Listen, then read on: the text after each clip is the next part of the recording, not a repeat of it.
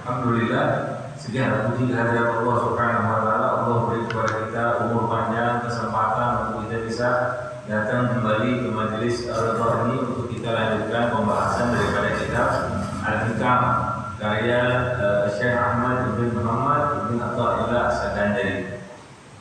Pada pertemuan yang lalu kita sudah membahas soal istidraj dari Allah Subhanahu wa taala. Hendaknya kita waspada terhadap hal itu dan merasa takutlah di dalam hati kita untuk ketika kita mendapatkan anugerah karunia dari Allah, pemberian dari Allah, tapi hal itu tidak semakin mendekatkan kita kepada Allah Subhanahu wa taala. Kita mesti waspada terhadap keadaan sehari-hari kita, ya. Hendaknya ketika dia mendapatkan pemberian dari Allah itu digunakan dan menjadi sarana untuk mendekatkan diri kita kepada Allah Subhanahu wa taala.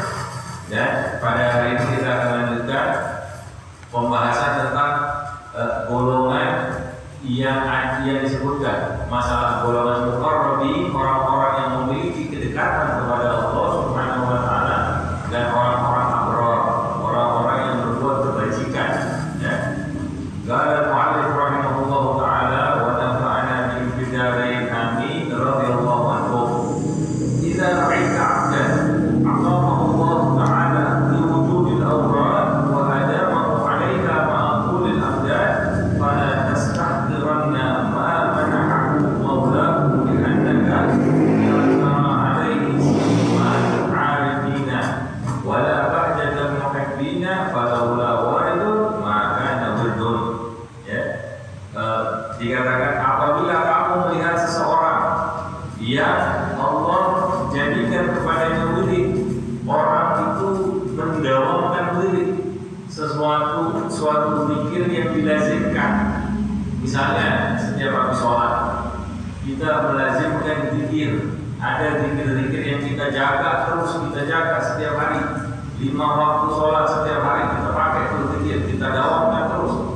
Kalau kamu melihat seseorang yang telah Allah jadikan kepadanya wirid, lazim wirid bagi dia, dan dia selalu menjaga wirid daripada wiridnya itu, tapi kemudian kita lihat orang lama datangnya pertolongan dari Allah, ini penglihatannya manusia, ini orang kayaknya dekat sama Allah, selalu mengingat Allah, mendawamkan zikir, mendawamkan wirid, tapi kok kayaknya pertolongan Allah buat dia jauh, ya.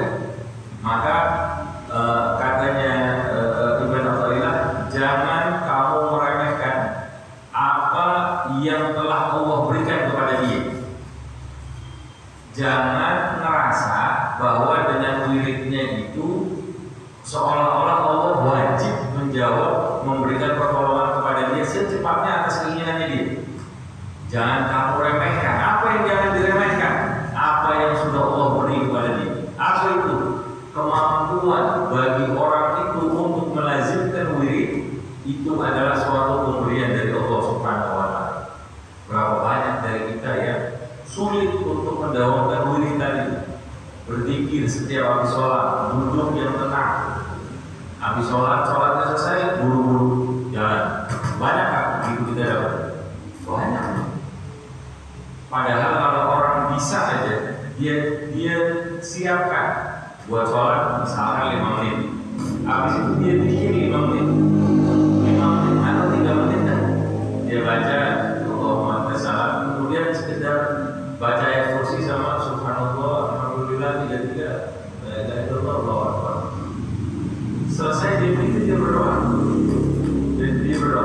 selesai doa pendek kayak gitu, tapi itu dilakukan secara kontinu terus menerus. Hal yang seperti itu bukan sesuatu yang mudah untuk dijalankan, bukan sesuatu yang mudah. Maka kalau kamu melihat orang yang sudah mendawamkan wiridnya, zikirnya, jangan kamu remehkan.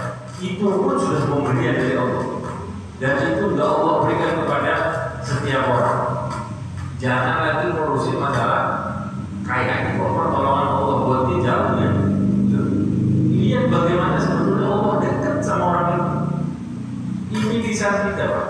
Kalau kita bisa menyebut nama Allah, itu suatu hal yang luar biasa nilainya.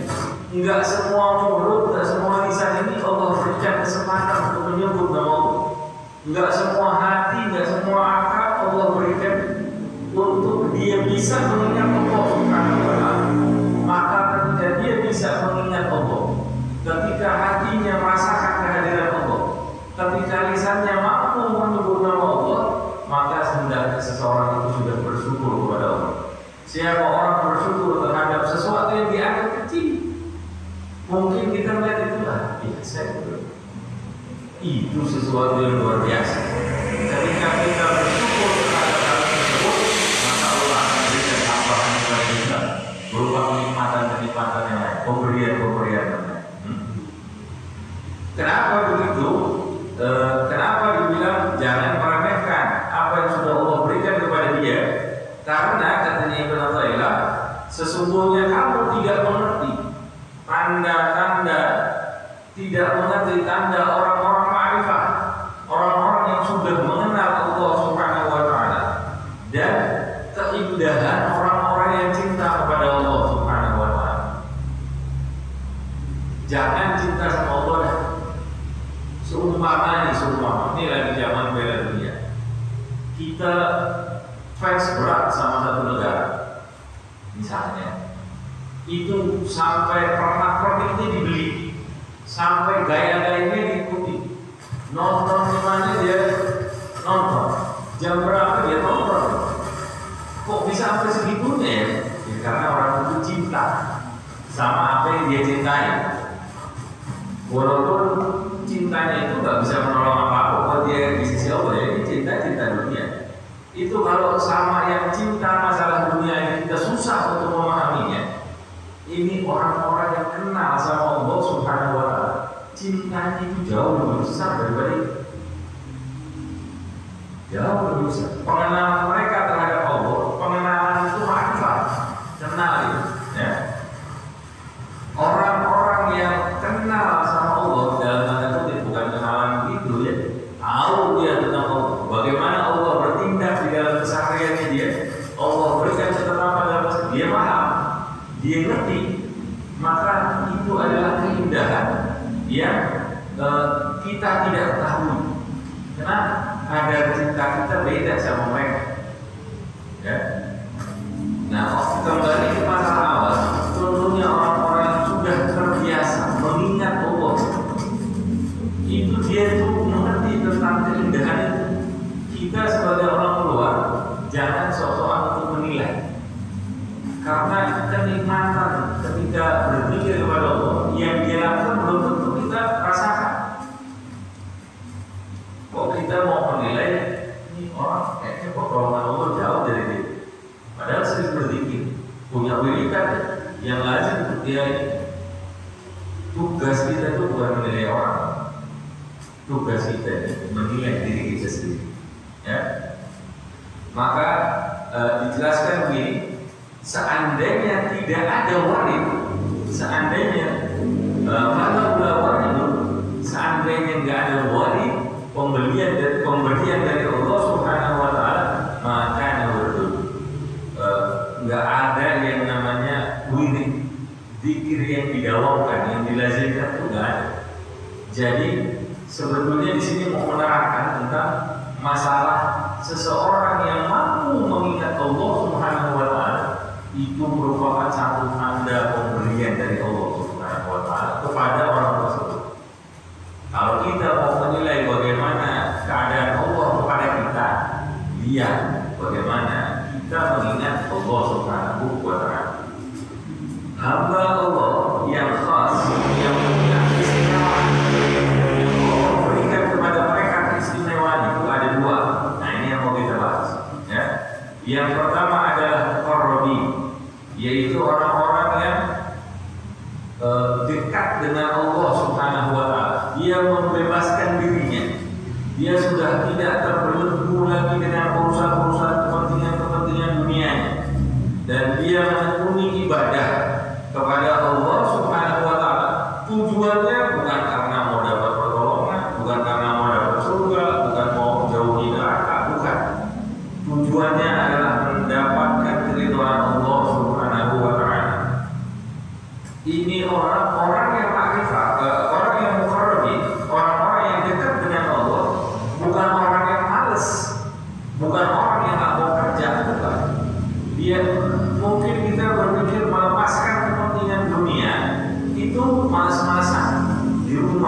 nggak mau kerja, udah ibadah aja. Ibadah itu nggak mesti yang namanya di atas sejadah. Bukan sekedar hanya membaca Al-Quran, tapi ketika seseorang itu bekerja dan dia niatkan kerjanya itu untuk menafkahi keluarganya, misalnya, untuk mencukupi kebutuhan perut daripada keluarganya dengan sesuatu yang halal, maka kerjanya itu menjadi ibadah.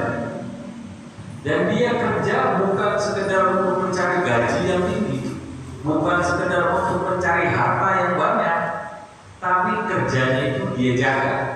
Dia jaga dari hal-hal yang haram.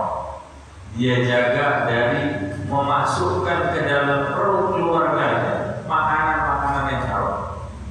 Perbuatannya dijaga, tingkah lakunya sehari-harinya di tempat kerjanya dijaga, nggak bersentuhan dengan orang yang bukan mahramnya, tidak minum minuman, tidak melakukan perbuatan-perbuatan maksiat, tidak meninggalkan sholatnya, dijaga puasanya segala macam. Ketika dia bekerja, maka kerjanya itu nilainya ibadah.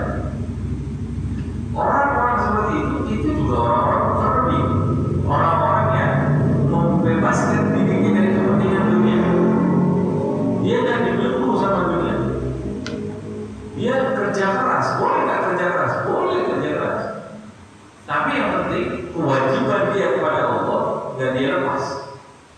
Dan dia menjalankan pekerjaannya, tujuannya adalah mendapatkan keridhaan Allah, menjaga syariatnya Allah Subhanahu wa Ta'ala. Dia bukan menjadi hamba yang pemalas, tapi dia menjadi hamba yang ingin menjemput rezeki dari Allah Subhanahu wa Ta'ala. Mereka ini yang disebut sebagai orang-orang ma'rifah, orang-orang yang sudah kenal dengan Allah, tidak ditipu, tidak diperbudak dengan urusan-urusan dunia. Mereka itu orang-orang yang mencintai Allah, dan mereka itulah disebut al-arifun wal muhibbun. Al-arifun wal muhibbun, orang-orang yang kenal dan cinta kepada Allah Subhanahu wa Ta'ala, muqarrabin, ya. Sedangkan yang kedua adalah orang-orang abrar, orang-orang yang masih memikirkan kepentingan dunia, tapi mereka tetap menjalankan ketaatan dalam ibadah kepada Allah Subhanahu wa Ta'ala. Tapi mereka ini masih punya maksud, masih punya tujuan, supaya misalnya Allah berikan kepada mereka kedudukan yang tinggi di surga. Boleh nggak kita begitu? Boleh. Boleh. Saya puasa, banyak puasa. Saya sholat, banyak sholat. Saya baca Quran, banyak baca Quran. Saya hadir majelis-majelis ilmu, hadir majelis-majelis ilmu. Tujuannya supaya apa? Supaya Allah angkat derajat saya nanti di akhirat. Bagus, bagus, bagus. Cuma ada yang lebih bagus dari itu, mencari keridhaan Allah Subhanahu wa Ta'ala. Ya. Nah, orang-orang yang masih terikat dengan kepentingan ini, dengan tujuan selain daripada Allah Subhanahu wa Ta'ala, ini tujuan selain Allah, ini bukan tujuan yang buruk, ya. Tujuannya bagus, tujuannya bagus. Orang-orang yang seperti ini, mereka itu yang disebut dengan golongan zahid, orang-orang yang zuhud dan abid, dan orang-orang yang ahli ibadah. Muqarrabin itu al-arifun wal muhibbun. Yang kedua, golongan orang-orang abrar itu zahid wal abid, orang-orang yang zuhud terhadap dunia dan dia taat di dalam beribadah. Masing-masing dari golongan itu, semua itu diberi karunia oleh Allah Subhanahu wa Ta'ala sesuai dengan kedudukannya, sesuai dengan kedudukannya. Ya. Kalau kita lihat ada orang yang tekun beribadah, dia menjalankan wiridnya dengan semangat. Sholatnya bukan karena terpaksa, wiridnya bukan karena terpaksa, tapi karena dia sudah menikmati. Ya, semangat dia dalam menjalankan hal itu.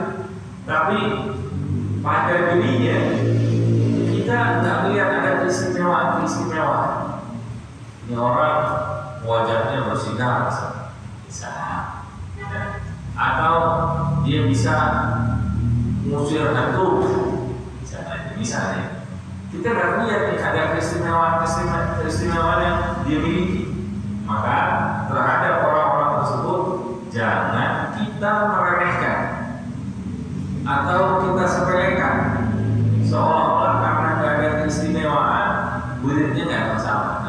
Nggak begitu, ketaatannya nggak begitu, bukan begitu caranya. Ya. Bukan begitu caranya. Kenapa kok begitu? Karena kita ini diminta untuk memperbaiki diri kita, bukan kita disuruh nilai-nilai orang. Itu banyak manusia zaman sekarang senangnya menilai-nilai orang, lupa dia bawa kaca, nggak menilai dirinya sendiri. Ya. Kenapa? Karena kita belum mengerti tentang tanda-tandanya orang-orang ma'rifah, tanda-tandanya keindahan-keindahan yang dirasakan oleh orang-orang yang cinta kepada Allah, yang tekun menjalani. Ya, mereka dengan ketekunannya, dengan kebiasaannya di dalam menjalankan wirid-wirid itu, ya, itu berarti sebetulnya mereka itu telah mendapatkan warid karunia dari Allah Subhanahu wa Ta'ala. Makanya dibilang seandainya nggak ada warid, nggak ada pemberian dari Allah Subhanahu wa Ta'ala, maka mereka pastinya akan tekun, tidak akan bersemangat di dalam menjalankan ibadahnya atau wiridnya tadi. Ya. Kemudian Ibn Athaillah beliau melanjutkan, "Qaumun agamuhumul haqqu lihikmatihi wa qaumun ikhtassahum bimahabbatihi kullan numiddu haula'i wa haula'i min a'dha'i rabbika wa ma kana 'ata'u rabbika mahdzura." Beliau mengatakan ada satu kaum yang Allah telah menempatkan mereka untuk berkhidmat, beribadah, menjadi pelayannya Allah Subhanahu wa Ta'ala. Dan juga ada satu kaum yang Allah telah berikan kepada mereka keistimewaan dengan mencintai Allah Subhanahu wa Ta'ala. Masing-masing itu Allah Subhanahu wa Ta'ala berikan karunia kepada mereka, dan itu merupakan pemberian dari Allah Subhanahu wa Ta'ala sesuai dengan kadar yang Allah tentukan kepada siapa yang Allah mau, dan pemberian Allah itu tidak terbatas. Allah mau kasih saya banyak, ente sedikit, itu hak Allah. Allah mau kasih ente sedikit, karena banyak, itu hak Allah juga. Pokoknya intinya kita banyak. Nah, itu hak Allah. Siapa yang mau Allah berikan, kepada siapa Allah mau berikan, seberapa banyak Allah mau berikan, jangan remehkan. Walaupun kita nilainya sedikit, kok Allah kasihnya sedikit ya? Yang sedikit itu yang ngasih siapa? Yang ngasih Allah Subhanahu wa Ta'ala. Yang dilihat siapa yang memberi, bukan berapa yang diberikan. Ya. Kawan saya punya satu tim, ya, orang yang saya kenal punya satu tim. Timnya kecil, kayak uang logam seribuan dulu yang ada emas main gitu. Cuma segitu gede, tapi itu ada capnya Presiden RI. Kira-kira yang kecil itu mahal kan? Susah kan? Orang yang dikasih itu orang istimewa banget. Sampai dia dikasih gitu. Ya, jangan dilihat kecilnya, tapi lihat siapa yang memberikan. Ya, di antara hamba-hamba Allah itu ada yang diberi kedudukan sebagai orang-orang yang zuhud dan orang-orang yang ahli ibadah, zahid dan ahli qadir. Ya, mereka tekun dalam berkhidmat kepada Allah, dalam menjalankan ibadahnya, ketaatannya kepada Allah, sehingga buat mereka patut untuk mendapatkan surganya Allah Subhanahu wa Ta'ala. Mereka jalankan ketaatan, mereka jalankan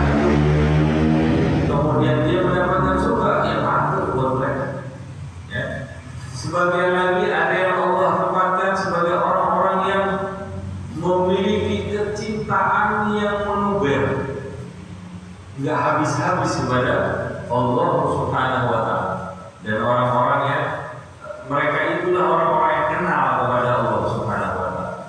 Orang kalau mencintai sesuatu kadang-kadang kan gila, nggak bisa kita pikir pakai akal sehat. Ya, ada kisah namanya Majnun Laila Majnun. Ini tentang Lais yang begitu cintanya kepada Laila. Bahkan tembok rumahnya aja dia cintai. Kenapa? Karena di dalamnya ada Laila, orang yang dia cintai ceritanya. Ini pengkiasan. Itu bagaimana cinta itu sedemikian luar biasa. Itu kalau cintanya itu baru kepada Allah. Kalau dia hanya kepada Allah Subhanahu wa Ta'ala, gak usah lagi dia lihat Allah. Dia lihat tanda-tanda kebesaran Allah, tambah dia cinta. Ini kita melihat diri kita sendiri. Ya Allah, ini saya gak bisa ngatur jantung saya bagaimana. Saya gak bisa ngatur paru-paru saya gimana, ginjal saya gimana. Ini lambung saya bagaimana. Ini di dalam lambung katanya itu ada asam yang lebih kuat daripada yang bisa membuat besi itu keropos. Tapi kok dia bisa ada di dalam tubuh kita? Siapa yang masukin? Bagaimana memproduksinya? Nggak ngerti. Begitu kita kenal siapa diri kita, bagaimana yang ada di dalam diri kita, ini pasti ada yang menciptakan. Orang saya hanya nggak tahu bagaimana saya bisa begini. Siapa yang menciptakan? Allah Subhanahu wa Ta'ala. Bisa manusia bikin kayak begini? Nggak bisa. Nggak bisa. Yang ngatur ini jalanan aja perlu diatur, Pak. Kalau nggak rumput nih jalan, ini bintang, bulan, matahari, planet-planet, semua berputar sesuai dengan tempat-tempat kita nih. Kalau nggak diatur, bagaimana? Udah hancur dari lama. Ini kalau sekedar jalanannya ada yang perlu ngatur, bagaimana perputaran planet, galaksi segala macam? Pasti ada yang ngatur. Ini kipas bisa muter, ada yang ngatur. Manusia yang bikin itu, ilmunya dari Allah. Dia nengoknya cuma segini, segitu. Udah begitu aja. Muternya ini cuma bisa sampai kecepatannya 3. Bisa nggak dia lebih dari itu? Dia sendiri bisa, tidak bisa. Tunduk dia pada aturan siapa yang menciptakan. Dia bisa nggak jadi speaker? Kipasan? Nggak bisa. Kenapa? Tugasnya dia bukan untuk jadi speaker. Speaker nggak bisa jadi kipasan. Kipasannya nggak bisa jadi jam. Jam nggak bisa jadi kaca. Semua tunduk pada ketentuan siapa yang ciptakan. Nah kita ini nggak ngatur diri kita sendiri. Terus siapa yang ciptain kita? Allah Subhanahu. Maka patut bagi kita untuk tunduk kepada Allah Subhanahu wa Ta'ala. Ya. Buat golongan zahid dan abid, golongannya orang-orang abror tadi, ya.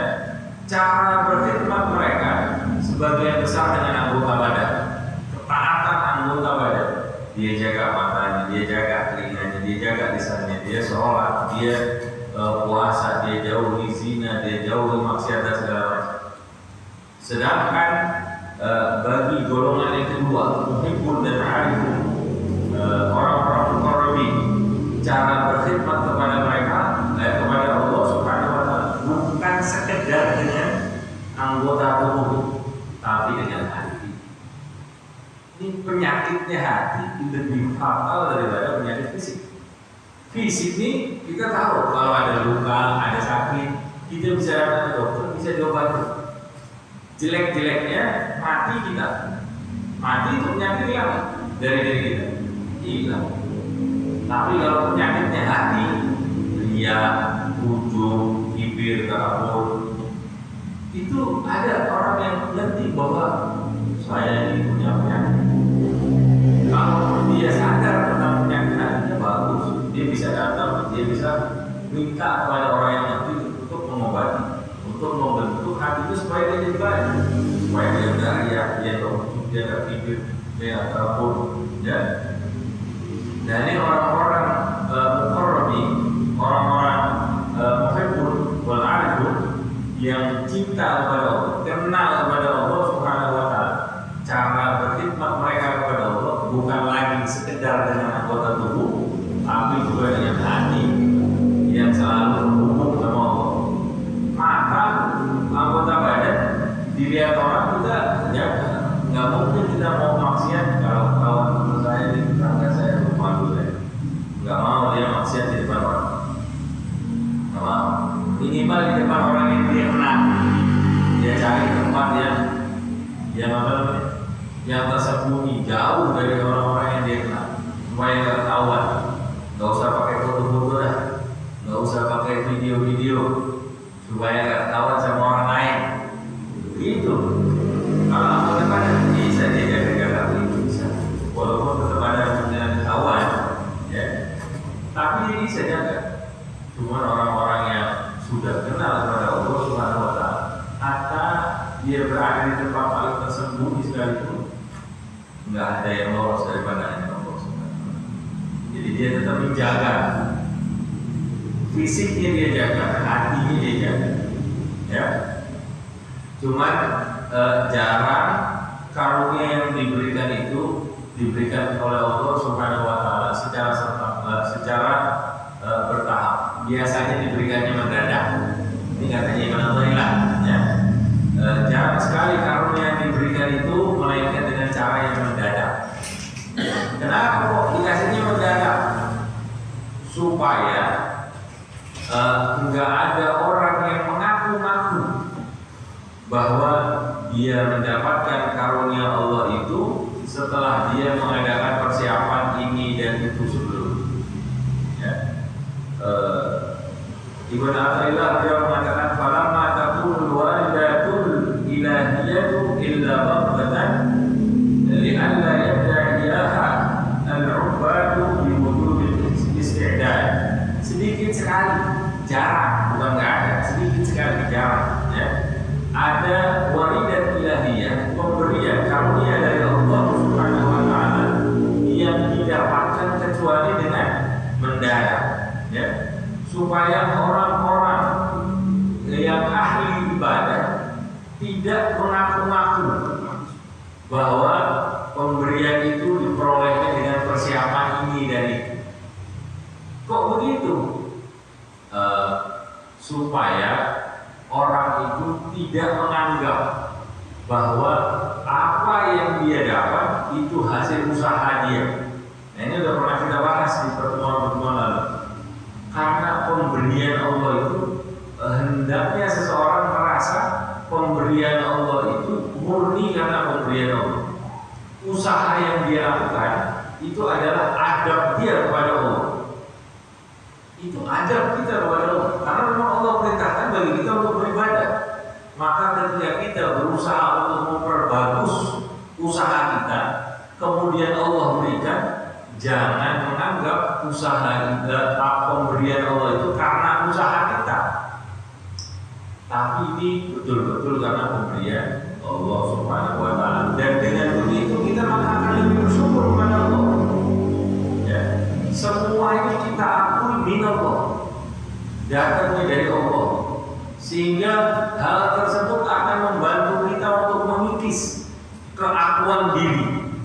Ini saya dapat begini karena saya melakukan ini dan itu, karena saya kulit saya jaga, karena saya sedekah saya jaga. Loh, kamu bisa sedekah, kamu bisa kulit itu dari mana sebetulnya? Apakah karena kemampuan kamu? Ya bukan, karena itu pemberian dari Allah. Kalau kita berusaha, kemudian Allah suka, cinta dengan usaha kita, maka Allah berikan. Yaitu karena memang itu pemberian Allah. Karena Allah senang. Ada orang yang tadi di awal kita katakan, ada orang yang kita lihat itu kulitnya bagus, sedekahnya bagus, tapi hidupnya susah misalnya. Boleh nggak begitu? Kita serah Allah. Kita orang luar melihatnya, kita tetap harus melihat yang baik, bahwa kemampuan dia untuk terus melazimkan, walaupun hidupnya susah, tapi wiridnya tetap dia jaga, sholatnya dia jaga, puasanya dia jaga, sedekahnya dia jaga, semua dia jaga, walaupun hidupnya susah, tetap itu adalah pemberian dari Allah. Itu pemberian dari Allah. Maka orang ini hebat, dia mendapatkan cintanya Allah. sesuai dengan kadarnya ini. Tapi kalau ada orang kemudian Allah berikan lebih daripada itu, jangan merasa itu karena diri, karena usahanya. Tetap kita lihat bahwa itu adalah pemberian dari Allah. Lihat ya, semua itu porosnya adalah Allah. Porosnya adalah Allah, sumbernya adalah Allah Subhanahu wa ta'ala. Waridat ilahiyah atau merupakan ilmu pemberian dari Allah Subhanahu wa ta'ala, dan rahasia-rahasia pemberian khusus yang diberikan oleh Allah untuk bisa menyampaikan seseorang melihat, dalam tanda kutip, merasakan ya kehadiran Allah Subhanahu wa ta'ala, dan itu merupakan hadiah atau pemberian dari Allah Subhanahu wa ta'ala. Ini waridat ilahiyah, kesadaran hati bahwa seluruh yang Allah berikan kepada kita itu adalah pemberian dari Allah. Ini dari Allah. Titik beratkan di situ. Waridat ilahiyah, kesadaran bahwa segala yang dia lakukan, yang dia dapatkan, atau yang tidak dia dapatkan, atau yang belum dia dapatkan, segala sesuatu itu semua dari Allah. Kalau kita mengaku bahwa Allah adalah Rabbi, Tuhan kita, mengatur segala sesuatu, maka kita akan mengeluh dengan keadaan. Tadi siang saya ketemu sama Mama Oyo, saya ziarah ke dia. Beliau bilang di sini di Bangkok di Raja Maya. Beliau bilang di sini santri-santri itu dididik supaya siap miskin. Siap miskin. Bukan dididik untuk miskin, tapi dididik siap untuk miskin. Supaya ketika dia dapat keadaan hidupnya seperti itu, nggak ada keluhan, mereka sudah siap untuk menjalani. Bukan dididik miskin, bukan dididik malas-malasan, terus nggak usah kerja, enggak. Tapi dididik siap untuk miskin.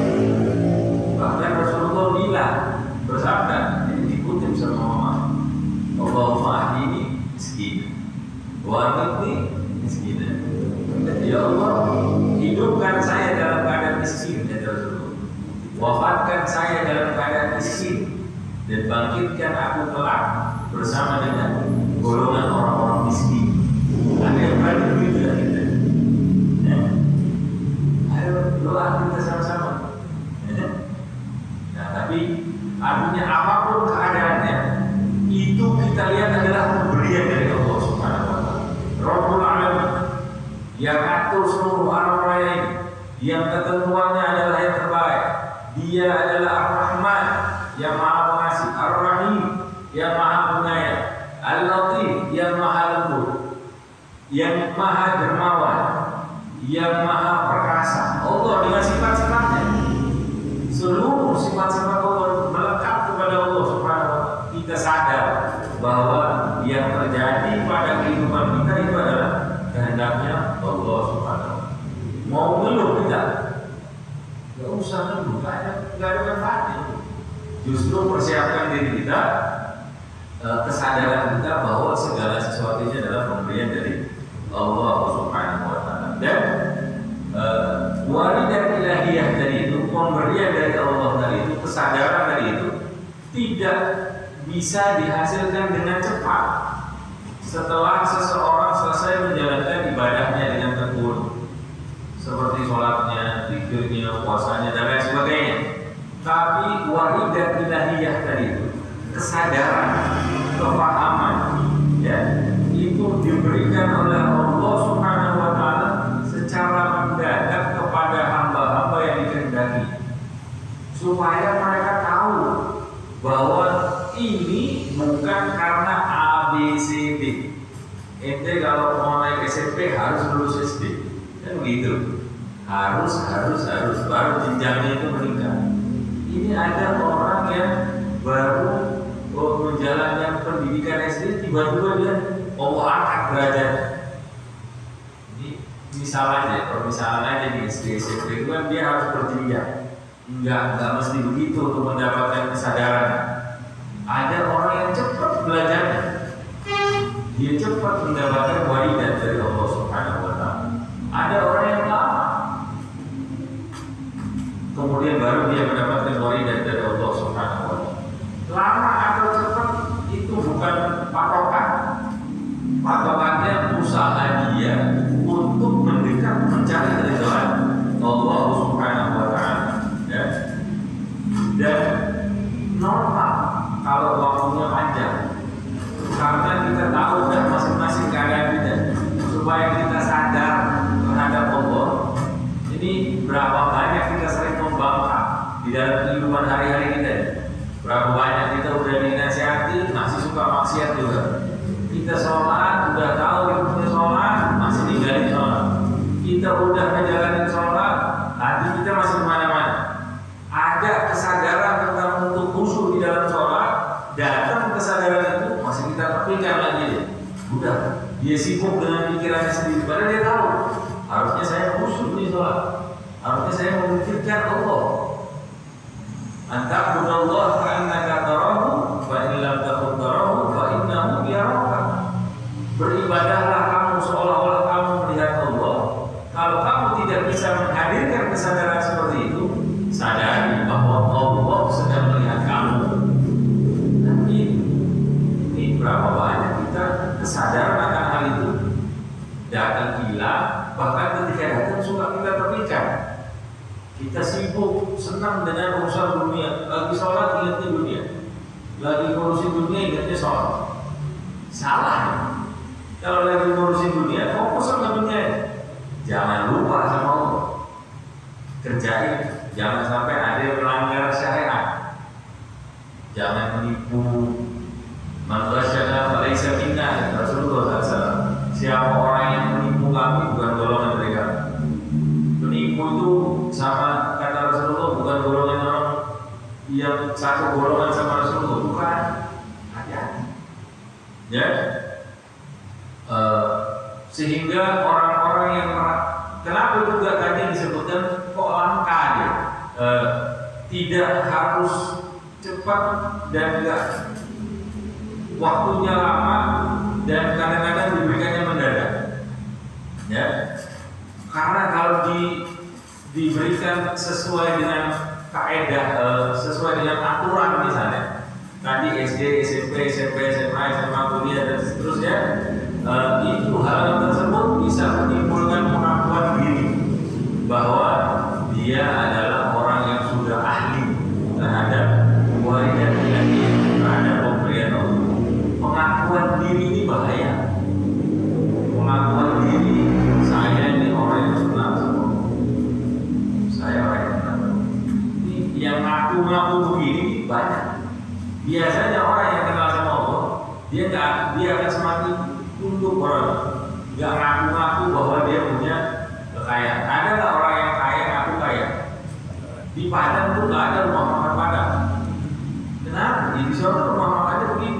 Di sini selain di Padang, di Bogor ya, ada nggak rumah makan? Kalau dia rumah makan Padang dia nggak bilang rumah makan Padang. Ada. Semua nyebutin dia rumah makan Padang. Asli semua. Nomor satu semua. Kenapa? Karena mereka haus pengakuan, supaya itu mereka lebih mudah untuk dikenali. Tapi kalau di Padang sendiri nggak ada tuh orang. Ini rumah makan Padang nomor satu. Di Tegal ada nggak rumah makan? Semua warung nasi aja udah jualan di Tegal. Ya. Kalau menimbulkan pengakuan diri bahwa saya adalah orang yang akhirnya itu bahaya. Kalau udah timbul pengakuan diri, ini udah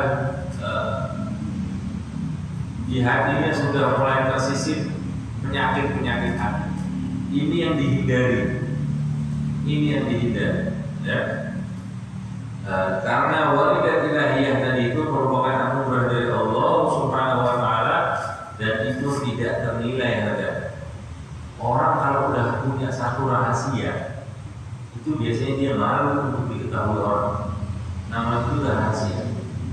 Ya. Ini ada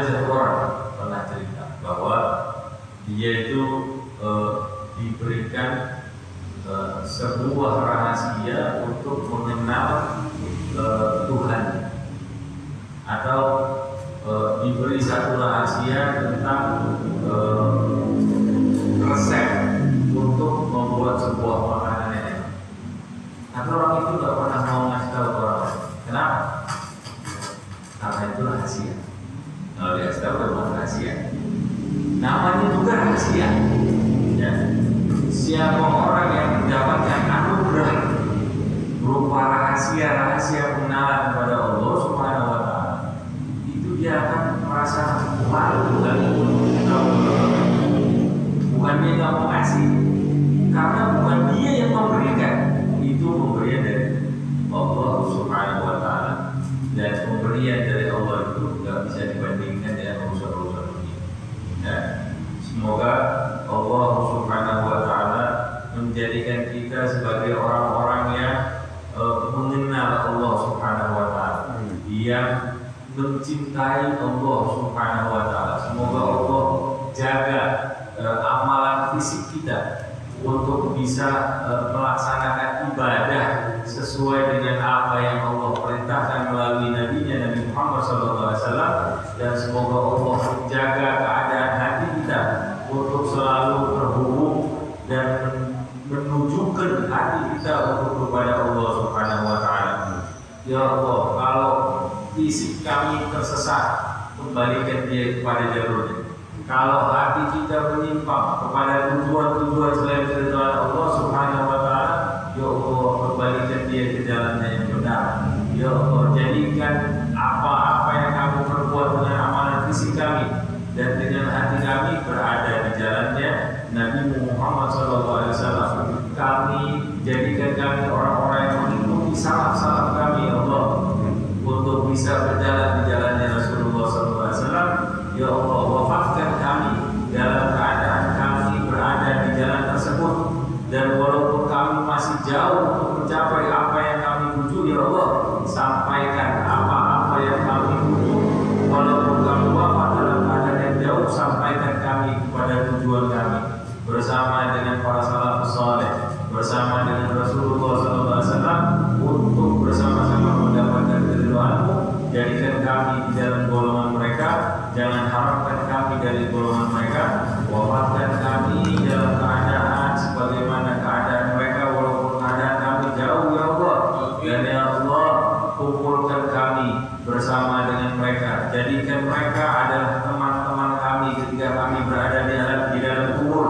Jadikan mereka, kami adalah golongan dari mereka ketika kami dibangkitkan, dan kumpulkan kami dalam satu kumpulan yang mulia di dalam surga-Mu, ya Allah, di dalam keridhaan-Mu, ya Allah, ala hadhihi niyat wa li kulli niyatin salihah wa ila